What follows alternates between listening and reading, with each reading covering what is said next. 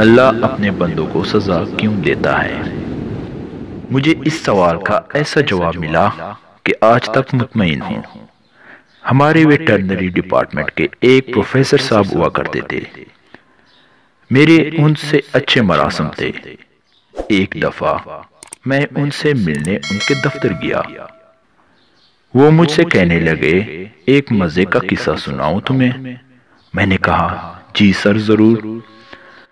انہوں نے کہا کہ پچھلے ہفتے کی بات ہے، میں اپنے دفتر میں بیٹھا تھا کہ اچانک مجھے پیغام ملا کہ امریکہ کی سفیر آپ سے ملنا چاہتی ہیں۔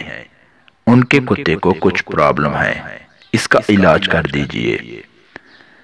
کچھ ہی دیر بعد وہ خاتون سفیر اپنے اعلیٰ نسل کے کتے اور اپنے ضروری عملے کے ساتھ آ پہنچی۔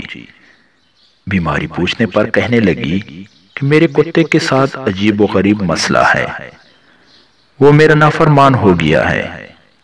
اسے میں پاس بلاتی ہوں، وہ یہ دور بھاگ جاتا ہے۔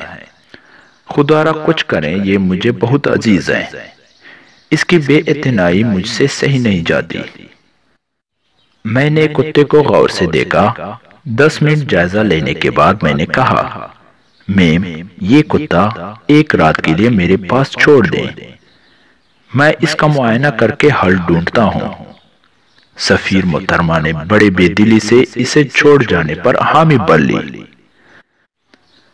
سب چلے گئے تو میں نے کمدار کو آواز لگائی اور اس سے کہا، فیضو اس کتے کو بھینسوں کے باڑے میں باندھ دے اور ہر آدھے گھنٹے بعد چمڑے کے 4-5 لیٹر مارنا، اس کے بعد صرف پانی ڈالنا، جب پانی پی لے تو پھر لیٹر مارنا۔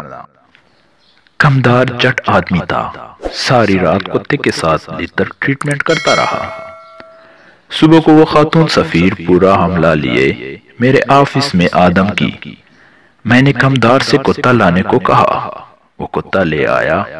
جو ہی کتا کمرے میں داخل ہوا، چھلانگ لگا کر سفیر کی گود میں جا بیٹھا، لگا دم ہلانے اور اس کا منہ چاٹنے لگا۔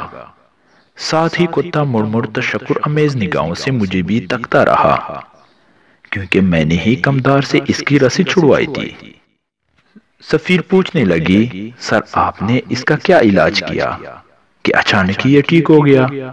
میں نے جواب دیا، ریشم و اطلس، ایئر کنڈیشن روم اور اعلیٰ خوراک کھا کھا کے یہ خود کو مالک سمجھ بیٹھا تھا اور اپنے مالک کی پہچان بھول گیا تھا۔